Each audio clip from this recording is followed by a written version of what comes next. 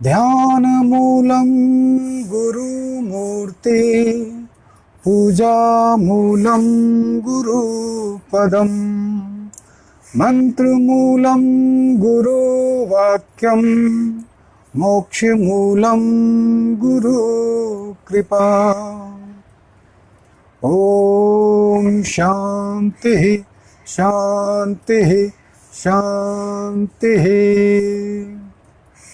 वासुदेव सुतं देवं कंसचाणूरमर्दनं, देवकी परमानंदं कृष्णं वंदे जगद्गुरुम्। ओम अच्युतं केशवं राम नारायणं, जान कृष्ण दामोदरं वासुदेवं हरि। अच्युतं केशवं राम नारायणं, कृष्ण दामोदरं वासुदेवं हरि। श्रीधरं माधवं गोपिका वल्लभं, जानकी नायकं श्रीरामचंद्रं भजे। अच्युतं केशवं राम नारायणं, कृष्ण दामोदरं वासुदेवं हरि। हरे कृष्णा कृष्णा कृष्णा राधे कृष्णा कृष्णा कृष्णा, श्री कृष्ण गोविंद हरे मुरारे। हे नाथ नारायण वासुदेव देवा। हरे कृष्णा कृष्णा कृष्णा राधे कृष्णा कृष्णा कृष्णा, वासुदेव सुतं देवं कंसचाणूरमर्दनं, देवकी परमानंदं कृष्णं वंदे जगद्गुरुम्। ओम श्री भगवान वाच, भगवान ने कहा, त्रैगुण्य विषया वेदा नैस्त्रैगुण्यो भवार्जुना, निर्द्वंदो नित्य सत्वस्थो निर्योग क्षेम आत्मवान। वेदों में मुख्यतः प्रकृति के 3 गुणों का वर्णन है। हे अर्जुन, इन तीनों गुणों से ऊपर उठो, समस्त द्वैतों तथा लाभ तथा सुरक्षा की सारी चिंताओं से मुक्त होकर आत्म पारायण बनो। भगवान कृष्ण यहाँ 3 गुणों की बात करते हैं। प्रकृति के 3 गुण हैं, सत, रज और तम। आप इसे ऐसे समझें जैसे रावण 3 भाई थे, एक रावण खुद, एक विभीषण और एक कुंभकर्ण। तो हमारे पूरे स्वभाव में इन 3 गुणों का प्रभाव होता है। कभी हम शांत होते हैं, शांत चित्त होते हैं, कभी हम आलस जैसा महसूस करते हैं, और कभी हम बहुत ज़्यादा कार्य करने की हमारे अंदर प्रबल इच्छा होती है। पूरा संसार इन तीन गुणों से ही बना हुआ है। इन 3 गुणों से ही अपने आप को ऑपरेट करता है। हमें इसे कहें तो 3 ये बेसिक सॉफ्टवेयर है, जिसके थ्रू आपकी प्रकृति, आपका बॉडी और पूरी समस्त सृष्टि, समस्त जीव जंतु इस 3 प्रकृति से ही अपने आप को व्यक्त करते हैं। भगवान कृष्ण कहते हैं कि इन 3 प्रकृतियों से ऊपर उठो तुम, क्योंकि ये 3 प्रकृतियां बांधती हैं। रामकृष्ण परमहंस एक कहानी कहा करते थे कि एक व्यक्ति एक दूसरे गांव को जा रहा था और रास्ते में एक जंगल पड़ता था, और जंगल में उसे 3 डाकू मिल गए।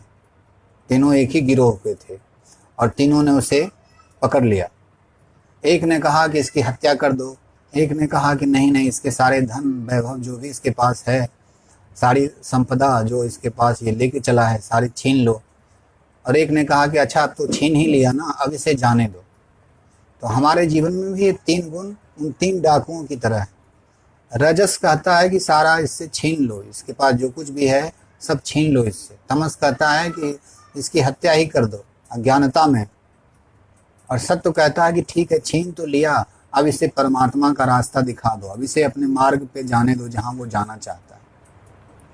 तो जीवन हमारा भी इन 3 गुणों से ही प्रेरित है, चाहे वो खान पान हो, चाहे वो हमारा स्वभाव हो। खाना भी, भोजन भी अलग अलग गुण का प्रतिनिधित्व करता है, इसीलिए हमें प्याज, लहसुन, इन सब चीज़ों को वर्जित किया गया, सात्विक लोगों के लिए वर्जित किया गया, क्योंकि आपके अंदर काम वासना या इच्छा शक्ति थोड़ा ज़्यादा जगा देते हैं। लेकिन कहते हैं ज्ञानी तो भाई इन सब आहार से मुक्त है। एक आहार जो हम खाते हैं और एक आहार जो हम सुनते हैं 24 घंटे टेलीविज़न पे, बुद्धू बक्सा जिसको हम लोग कहते हैं, इडियट बॉक्स, उसे खोल के बैठ जाते हैं और वो कई तरह के हमले हम पर करते हैं, वो भी एक तरह का आहार ही है। आप क्या खाते हो, क्या पहनते हो, क्या सुनते हो, ये सारा आपके व्यक्तित्व का निर्माण करता है, किस माहौल में रहते हो। इसीलिए तो सत्संग की इतनी महिमा गाई गई। सत्संग आखिर करें क्यों, तो क्यों करें, क्योंकि झूठ का संग करोगे तो वो अंततः आपको पीड़ा ही देगी, अंततः आपको तनाव ही देगा। इसीलिए भगवान कृष्ण कहते हैं कि हे अर्जुन, तुम इन 3 गुणों से परे चले जाओ, क्योंकि ये 3 गुण भौतिक कार्यों के लिए 3 गुण हैं, ये प्रतिक्रिया स्वरूप हैं, ये कर्म फल देने वाले हैं, ये तुम्हें बांधते हैं। अगर इसमें तुम बंध के रहे तो तुम कभी भी मुक्ति का आनंद नहीं ले सकते। तुम्हारा जीवन भिखारियों वाला होगा। वस्त्र भले ही तुम राजा के पहन लोगे, लेकिन आंतरिक रूप से तुम भिखारी ही रहोगे, भिखारी ही साबित होगे। इसलिए समस्त द्वंद्वों, जो द्वंद्व है, हार जीत, लाभ हानि, जय पराजय, ये जीवन के जो द्वंद्व हैं, सुख दुख, इन सब द्वंद्वों से तुम मुक्त हो जाओ। और मुक्त तब तक नहीं हो सकते जब तक इन 3 गुणों को तुम समझते नहीं हो और 3 गुणों से तुम पार नहीं जाते। कहते हैं कि तमस को रजस से जीतो, एक्टिविटी से जीतो, आलस को एक्टिविटी से जीतो, और एक्टिविटी ऐसा करो जो लोक कल्याणकारी हो। एक्टिविटी तो रावण ने भी किया, क्रिया तो रावण ने भी किया, ऋषियों को तंग करना और अत्याचार करना, लेकिन वो क्रिया सात्विक होनी चाहिए और धीरे धीरे सत्य भी तुम्हें मुक्त कर देगा। तो कहते हैं कि लाभ हानि और सुरक्षा की सारी चिंताओं से मुक्त होकर आत्मपरायण बनो, उसको अपना आधार बनाओ जो नित्य है। इन अनित्य गुणों के आधार पर अगर जीवन जियोगे तो संवेदनाओं में और कई तरह के भोग विलासों में अपने आप को बंधे हुए पाओगे, तो मुक्त नहीं कर सकते। कहते हैं कि जब आप किसी के गुण की चर्चा करते हैं तो आप उसको एक सीमा में बांध देते हैं। गुण का अर्थ ही है किसी चीज़ को परिभाषित कर देना। ये अच्छे व्यक्ति हैं, ये पॉलिटिशियन हैं, ये डॉक्टर हैं, ये इंजीनियर हैं, ये कवि हैं, ये कलाकार हैं। तो जैसे हम उन पे गुण डालते हैं, उनको परिभाषित कर देते हैं, एक खास परिभाषा में बांध देते हैं और कहते हैं कि सीमा में तो दुख है, सीमा में तनाव है, आनंद तो असीम में है, आनंद तो अनंत में है। आनंद तो उस परम आत्मा को जानना है जो वास्तविक स्वरूप है आपका, क्योंकि ये स्वरूप तो टिकने वाला है नहीं, टिकेगा नहीं। कोशिश करोगे आप कि इसको टिका दूं। कई तरह के प्रोडक्ट्स मार्केट में हैं जो आपको सुंदर बनाते हैं, स्वस्थ बनाने का दावा करते हैं, कहते हैं कि आपके बुढ़ापे को छुपा देंगे, लेकिन वो भ्रम है। कुछ समय के लिए ही आपको वो चिर यौवन का एक आभास करा सकते हैं। तो सीमाएं अक्सर द्वंद्व पैदा करते हैं, मेरी सीमा और आपकी सीमा, तब संघर्ष होगा ही। सीमा की सुरक्षा की चिंता होगी, क्योंकि जब हम परिभाषित कर देंगे खुद को कि मैं फलां जाति का हूँ या फलां बिरादरी का हूँ या फलां देश का हूँ, तो वो सीमाएं ही हमें युद्ध के लिए प्रेरित करेगी। फलां धर्म का हूँ, कुछ लोग तो ये भी दावा करते हैं कि वो सनातन धर्म के ठेकेदार हैं, हिंदू धर्म के ठेकेदार हैं, क्योंकि सनातन धर्म कोई किताबी धर्म नहीं है। ठीक है, उसके शास्त्र हैं, गीता है, उपनिषद है, वेद हैं, सारी चीज़ें हैं, लेकिन वो एक एक्सपेरिमेंट से खोजा गया धर्म है। वो स्वभाव है जिसको आप ऑब्जर्वेशन से, प्रयोग से, साधना से, आत्म निरीक्षण से अनुभव करते हैं, और तब आपको लगता है कि जो मैंने अनुभव किया वो तो शास्त्रों में भी बहुत से ऋषि मुनियों ने उसको लिख के वो इशारा करके चले गए। लेकिन सिर्फ शास्त्रों को पढ़ लेने से कोई सनातनी नहीं हो जाता। सनातनी शब्द बड़ा सुंदर है, वो कोई विशेषण नहीं है। सनातन का अर्थ है जो जो सदा से है, सदा से था, सदा से रहेगा, उसका कहीं अंत नहीं हो सकता। एक यूरोपियन भी अगर उस अनंत को खोजता है तो वो सनातनी है, हमसे कहीं ज़्यादा सनातनी है।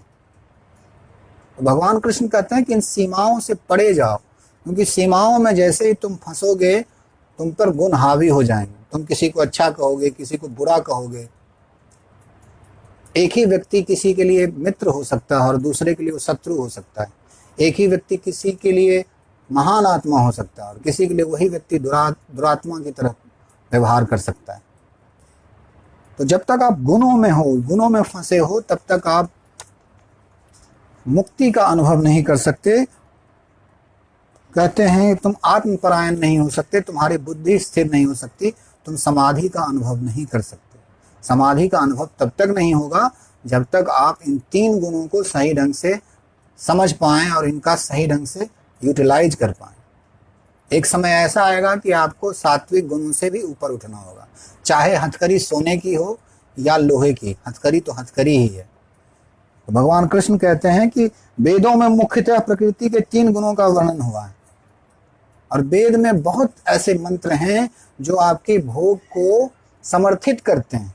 आपको पुत्र प्राप्ति चाहिए, उसके लिए अलग मंत्र है, अलग यज्ञ का विधि विधान है, आप उन मंत्रों में पढ़ते हैं। लेकिन वेद का जो आखिरी हिस्सा है, जिसको कहते हैं वेदांत, जो उपनिषद का हिस्सा है, वो वेदों का जो कहते हैं कि घृत है, दूध का घृत है, वैसे ही वेदों का घृत है जो आपको भोगों से और 3 गुणों से परे ले जाता है।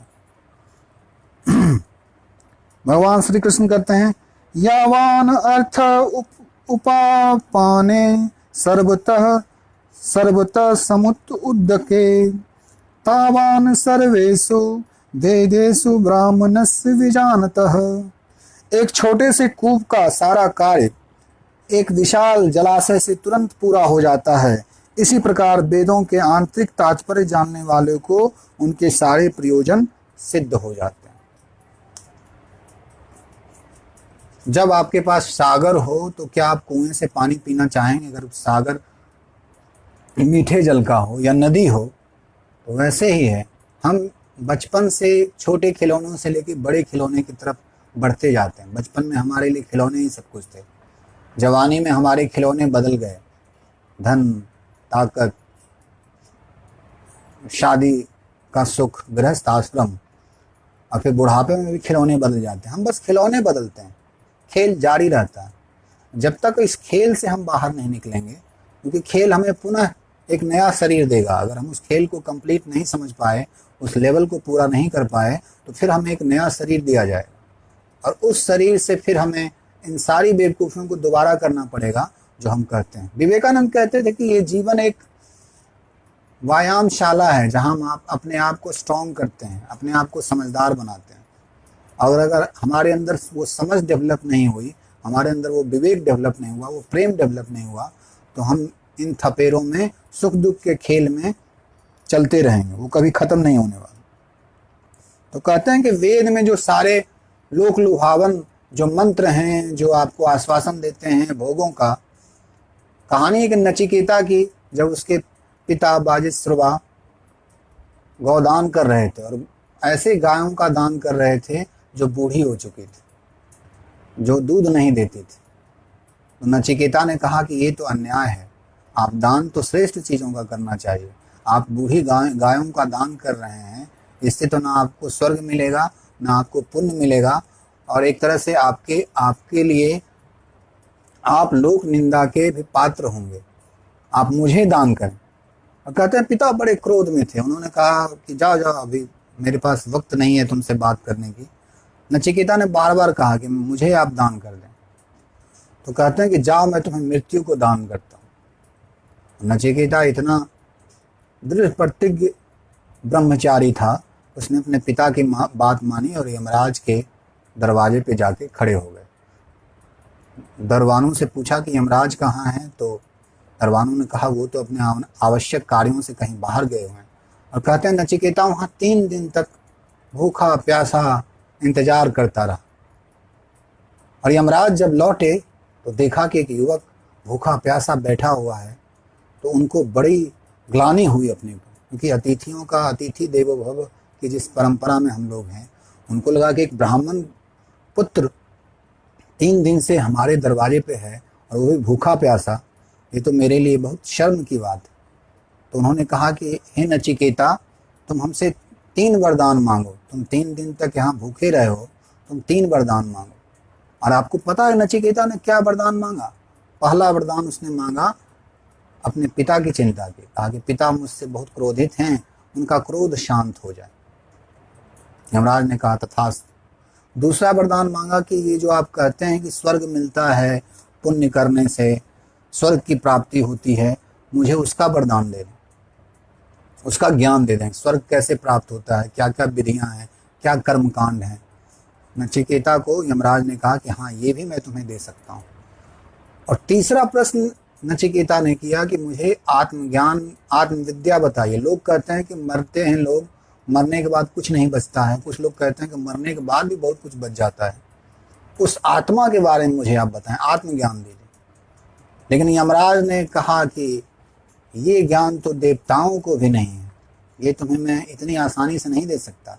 तुम राज्य मांग लो, सुंदर स्त्रियां मांग लो, 100, 250, 2500 वर्षों का आयु मांग लो, जब तक मैं यमराज रहूंगा तुम्हारी मृत्यु नहीं होगी। तरह तरह के भोग मांग लो। जो हम लोग रहते, जो आधुनिक शिक्षा पद्धति, हम लोग कहते यस इट्स गुड पैकेज है, अच्छा पैकेज है, आप सारी सुविधा मुझे दे रहे हो। लेकिन नचिकेता ने कहा कि मुझे पता है कि ये भोग आदमी को कहीं रहने नहीं देता। ये वैसा है जैसे कि एक नाव है जिसका कोई खबैया नहीं है, जिधर हवा चलती है नाव उधर बह निकलता है। और भोगों में आदमी अपनी शक्ति छिन्न करता है, अपनी शक्ति अर्जित नहीं करता और धीरे धीरे खत्म हो जाता है। सुख दुखों में फिर उसकी संवेदना भी मर जाती है। हमारे गांव में एक ऐसे व्यक्ति हैं जो नशा करते हैं और उनको सांप काट लेता है तो उनको पता भी नहीं चलता, सांप का जहर चढ़ता है नहीं, उससे ज़्यादा खुद जहरीले वो हैं। इतना जहर उन्होंने अपने अंदर डाल रखा है कि कोई दूसरा जहर उन पर इम्पैक्ट ही नहीं करता, प्रभाव ही नहीं देता।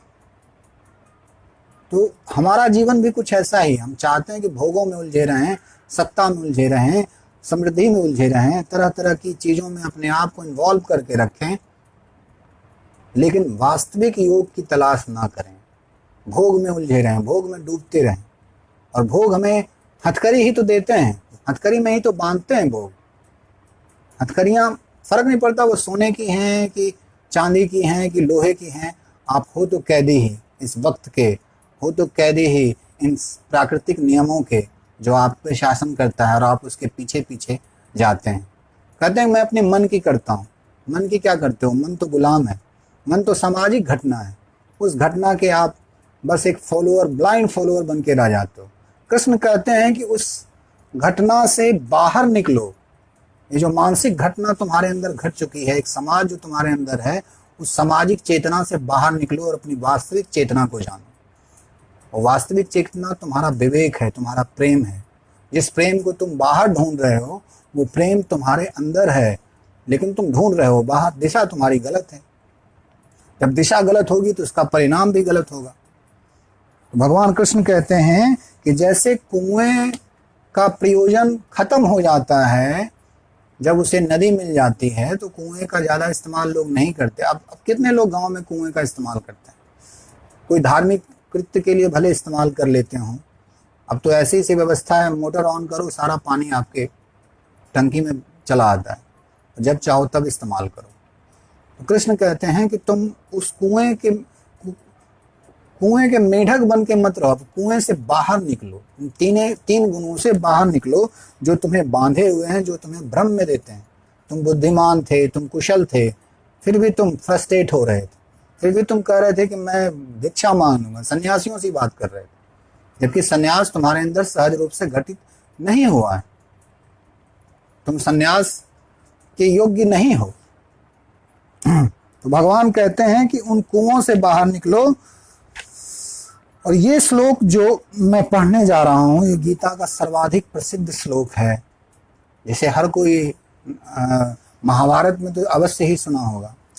कर्मण्येवाधिकारस्ते मा फलेषु कदाचन मा कर्म फल हेतुर्भुर्मा ते संगोस्तु अकर्मणि।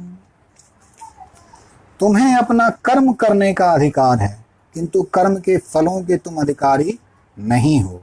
तुम न तो कभी अपने आप को अपने कर्मों के फल का कारण मानो, न ही कर्म न करने में कभी आसक्त हो। यहाँ कर्म का बेसिक सिद्धांत भगवान कृष्ण कहते हैं कि तुम्हारा अधिकार कर्म में है, फल में नहीं। तुम्हारा अधिकार है, अगर तुम आम रोपना चाहते हो तो तुम्हारा अधिकार इसमें है कि तुम एक अच्छे बीज की व्यवस्था करो, मिट्टी की देखभाल करो, अच्छा पानी उसमें डालो, जो भी उसके लिए उचित एक वातावरण है वो क्रिएट करो। फल आएगा वो तुम्हारे हाथ में नहीं, वो उसमें प्रकृति भी सम्मिलित है, उसमें तुम सम्मिलित नहीं हो। उसमें सूरज सम्मिलित है, उसमें हवाएं सम्मिलित हैं, उसमें मौसम सम्मिलित है, पूरी सृष्टि सम्मिलित है उसके फल होने में। हम कहते हैं कि मैं सेल्फ मेड पर्सन हूँ, बकवास बात है। कोई व्यक्ति सेल्फ मेड नहीं होता, उसके पीछे उसकी पूरी टीम होती है, पूरा समुदाय होता है। आपका परिवार, आपके शिक्षक, आपके गुरु, आपके कॉलेज के साथी, वो सब आपके चरित्र का निर्माण करने में आपकी सहायता करते हैं। हम जो ये दावा करते हैं कि मेरा कर्म है और मैं ही इस फल को भोगूंगा, उस फल के आप अकेले साझेदार नहीं हैं, समग्र सृष्टि उसमें सम्मिलित है। तो जो भी कर्म करें वो कृष्ण के लिए करें, वो लोग कल्याण के लिए करें, और उसका फल सिर्फ आपके हिसाब से हो ये हो नहीं सकता।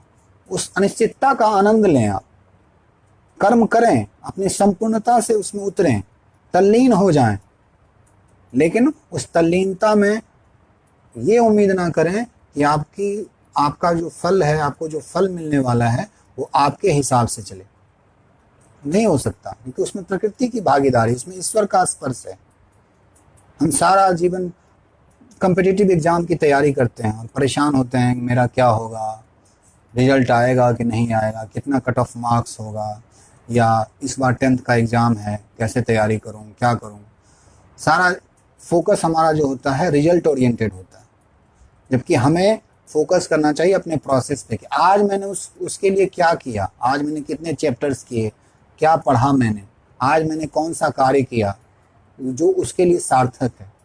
जब आप मंदिर पे जाते हो तो एक बार मंदिर पे ध्यान नहीं देते, आप सीढ़ियों पे ध्यान देते हैं। जहाँ आप खड़े हो, एक एक स्टेप बाय स्टेप आप सीढ़ियों पे चढ़ते हो, तब आप मंदिर पहुंचते हो। लेकिन सारा ध्यान आपका मंदिर पे नहीं होता, ध्यान होता है सीढ़ियों पे। अगर थोड़ी सी भी चूक हुई तो वहीं गिरोगे, वहीं लहूलुहान हो जाओगे। तो कर्म में योग तभी घटित होता है जब कर्म को आप वर्तमान की वस्तु मानते हैं और उसका फल भी आप वर्तमान में ही भोग लेते हैं। भविष्य का इंतजार नहीं करते। कल आइए, अगर किसी से आप मिलते हैं और कहता है कल आइए, कल आप गए, फिर उसने कहा कल आइए, तो कल का तो कभी अंत होता ही नहीं। कल तो काल्पनिक है, जब भी होगा वो आज ही होगा। तो इस क्षण में कर्म करना, समग्रता से उतरना ही कर्मयोग है। पूर्णता से उतरना, उस पूरी प्रक्रिया को समझना, उस पूरी प्रक्रिया में अपनी श्रेष्ठतम चीजों को डालना, वही तो कर्मयोग है। अगर आप गाते हैं और आपके अंदर का गायक जिंदा है तो आप अच्छे गायक नहीं हैं। आप पढ़ाते हैं और आपके अंदर का टीचर जिंदा है तो आप एक अच्छी टीचर नहीं हैं। आप वहाँ टीचिंग मात्र हैं, आप वहाँ गायन मात्र हैं। एक नर्तक अगर डांस करता है तो वहाँ वो नर्तक नहीं है, वो डांसर नहीं है, वहाँ सिर्फ वो डांस है। वो पूरी तरह से डांस हो गया, अपने आप को मिटा दिया उसने, अपनी कोई आकांक्षा नहीं रखी। जो हमने पिछले सत्र में कहा था कि अकबर के दरबार में तानसेन थे और तानसेन जब गाते थे तो उनके गाने कर्मयोग जैसे नहीं थे, उनके गीत कर्मयोग जैसे नहीं थे।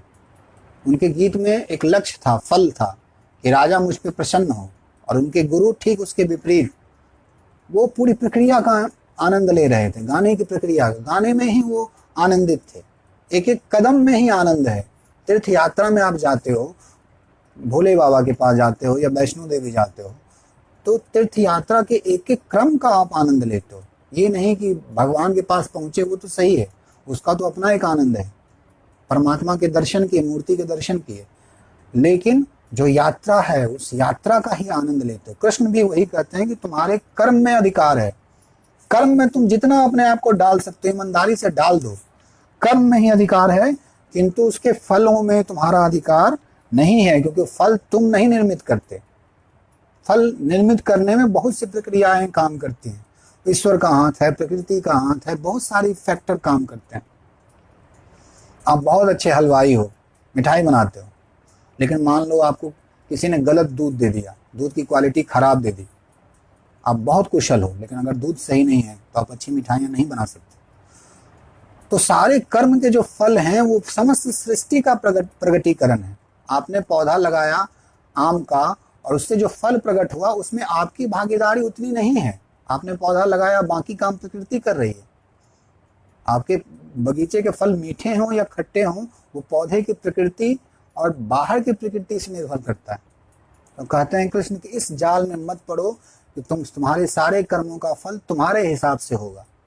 तुम बस अपना बेस्ट दे सकते हो, अपना उत्तम डाल सकते हो, और जब उत्तम डालोगे, अपनी उत्तमता डालना ही कर्म में योग है, क्योंकि तुम वहीं आनंदित हो रहे हो।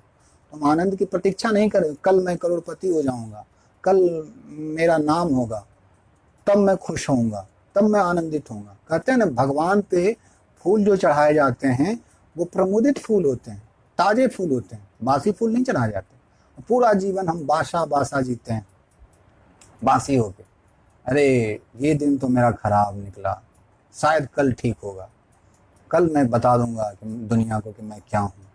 अरे बताना है तो आज बताओ, खुशबू बिखेरनी है तो आज बिखेरो। आज अभी आप क्या कर रहे हो? क्या आपके कर्म समस्त को समर्पित हैं? आप ये मानते हो कि समस्त आपके साथ जुड़ा हुआ है, समस्त आपके साथ कार्य कर रहा है? क्या आप मानते हो कि आप खोखली बांसुरी हो जिसपे समस्त जो कृष्ण चेतना उस बांसुरी का इस्तेमाल कर रही है? जब ये समर्पण आएगा, जब नदी में अपने आप को छोड़ दोगे, प्रवाहित नदी में छोड़ दोगे, तो वो तुम्हें अपने डेस्टिनेशन पे ले जाए। एक होता है कि नहीं, मुझे नदी के उस तरफ जाना है, वहीं जाना है, तो वहां पे संघर्ष होता है, वहां पे आप अपनी शक्ति लगाते हो, नदी अपनी शक्ति लगाता है। अब उन दोनों शक्तियों में जो शक्ति मजबूत है वो जीत जाती है। परमात्मा कहते हैं गुणों के संघर्ष में मत पड़ो, गुणों को मेरे समर्पित कर दो, कर्म को मेरे समर्पित कर दो, उसका फल मेरे हिस्से में डाल दो कि परमात्मा मैंने तो अपना बेस्ट किया, आगे तू जान, आगे तेरी मर्जी, तेरी रजा, तेरे फूलों से भी प्यार, तेरे कांटों से भी प्यार, जैसे रखना चाहे मौला मैं हूं तैयार, मैं रेडी हूं। कर्मयोग का अर्थ यही है, भगवान कृष्ण कहते हैं। और ये भी मत समझो कि कर्म करना, कर्म तुम्हें बांध देगा, कर्म नहीं बांधता। कर्म से की फल की जो आकांक्षा है, मेरे अहंकार को तृप्ति मिले इस कर्म से, मेरे अहंकार को, अभी मैं फेसबुक लाइव कर रहा हूँ, अगर मेरी बहुत ज़्यादा इच्छा ये रहेगी कि मैं बहुत पॉपुलर हो जाऊँ, लोग मुझे फॉलो अप करने लगें, ये ज़्यादा, इस पे ज़्यादा मेरा फोकस रहे, तो मैं परमात्मा की सेवा नहीं कर पाऊँगा, परमात्मा को जी नहीं पाऊँगा। मेरा सारा फोकस होगा कि लोग मेरे पे ध्यान दें, मेरी प्रसिद्धि हो। ठीक है, अगर मैं कर्म करूँगा तो लोग जानेंगे ही जानेंगे, आज न कल तो जानेंगे ही जानेंगे। अगर सच्चाई होगी उसमें कुछ ना कुछ, लोग कहेंगे कि हाँ ये बंदा अपना कार्य कर रहा है, ये परमात्मा की सेवा में है, ये एक सर्विस दे रहा है। बस जैसे एक इंजीनियर एक सर्विस देता है, वैसे मैं भी एक सर्विस दे रहा हूँ। लोग आएंगे, लेकिन मैं सारा फोकस इस पे करूँ, लोग क्यों नहीं आ रहे हैं, लोग क्यों नहीं सुन रहे हैं, मेरी क्यों नहीं बड़ाई हो रही, लोग मेरी तारीफ क्यों नहीं कर रहे हैं, तो मेरे कर्म खराब हो जाएंगे, मेरे कर्म दूषित हो जाएंगे, तो उसमें अहंकार की बदबू सम्मिलित हो जाएगी। अच्छा से अच्छा वस्त्र आप पहन लो, अगर आपके शरीर से बदबू आ रही हो तो वो वस्त्र बेकार हैं। भगवान कृष्ण कहते हैं तुम्हारा अधिकार इन वस्त्रों में है, वस्त्र तुम पहन सकते हो, लेकिन ये जो अहंकार तुम डाल रखे हो, उस अहंकार का त्याग करना होगा, तभी तुम्हारे कर्म में योग घटेगा, तभी तुम्हारे कर्म पूजा होंगे। आज के लिए इतना ही काफ़ी है, ये सत्र जारी रहेगा। आप सब उपस्थित हुए इसके लिए बहुत बहुत धन्यवाद। सर्वेषां स्वस्तिर्भवतु, सर्वेषां शान्तिर्भवतु, सर्वेषां पूर्णं भवतु, सर्वेषां मङ्गलं भवतु, सर्वे भवन्तु सुखिनः, सर्वे सन्तु निरामया, सर्वे भद्राणि पश्यन्तु मा कश्चित् दुःखभाग् भवेत्। आप सबों के अंदर उस परम योग की घटना घटे, इसकी मंगल कामना करता हूँ। आपका दिन मंगल हो। कृष्ण चेतना ऐसे ही आपके समस्त कार्यों को प्रेरित करे, ऐसी शुभकामना देना चाहता हूँ। आज गणेश चतुर्थी की हमारे गांव में मूर्ति विसर्जन है। आप सब आएं और गणपति का आशीर्वाद लें। हरि ओम। श्री राम कृष्णार्पणमस्तु। धन्यवाद।